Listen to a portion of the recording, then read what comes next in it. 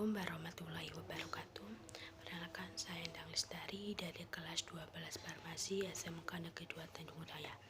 Jadi di video kali ini saya akan menjelaskan sedikit tentang materi perlindungan dan penegakan hukum di Indonesia. Apa sih perlindungan dan penegakan hukum itu? Tanpa berlama-lama lagi, kita langsung masuk ke videonya ya teman-teman. Jadi perlindungan hukum itu adalah segala upaya yang dilakukan secara sadar oleh seseorang atau lembaga pemerintah mengusahakan pengamanan, penguasaan dan pemenuhan kesejahteraan hidup yang sesuai dengan hak asasi. Nah, jadi yang perlindungan hukum kira-kira seperti itu ya penjelasannya. Dan yang kemudian itu penegakan hukum. Menurut Sudarto, penegakan hukum itu dibagi menjadi dua teman-teman, yaitu upaya preventif dan upaya represif. Upaya preventif itu adalah upaya yang menitik beratkan pada pencegahan sebelum terjadinya kejahatan dan secara tidak langsung dilakukan tanpa menggunakan sarana pidana atau hukum pidana. Yang upaya represif itu adalah upaya penegakan hukum yang dilakukan oleh aparatur penegak hukum yang lebih menitik beratkan pada pemberantasan setelah terjadinya kejahatan yang dilakukan dengan hukuman pidana, yaitu sanksi yang diberikan atau sanksi ancaman bagi si pelaku. Nah, hukuman preventif atau upaya preventif dan upaya reseptif ini itu ada contohnya teman-teman. Nah, saya akan memberikan contohnya. Jadi contoh upaya preventif itu dibagi menjadi dua, yaitu dalam masyarakat dan pemerintah.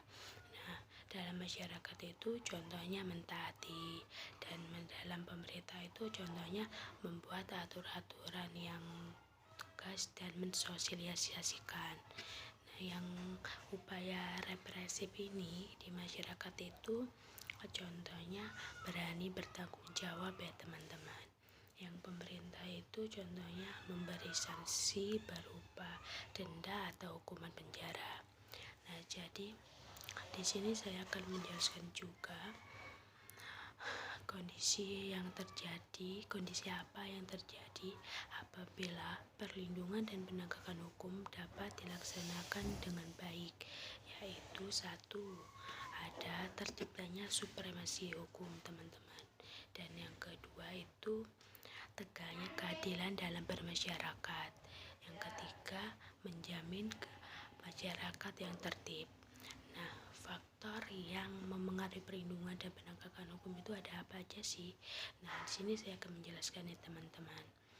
Jadi faktor yang memengaruhi perlindungan dan penegakan hukum itu: 1. Hukum, 2. Penegak hukum, 3. Sarana atau fasilitas yang mendukung penegakan hukum, dan yang keempat itu masyarakat, yang kelima itu kebudayaan.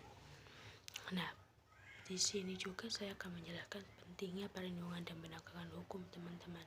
Menurut Prof. Subekti dalam bukunya Dasar-Dasar Hukum dan Pengadilan 1983, hukum berkaitan dengan mengabdikan diri kepada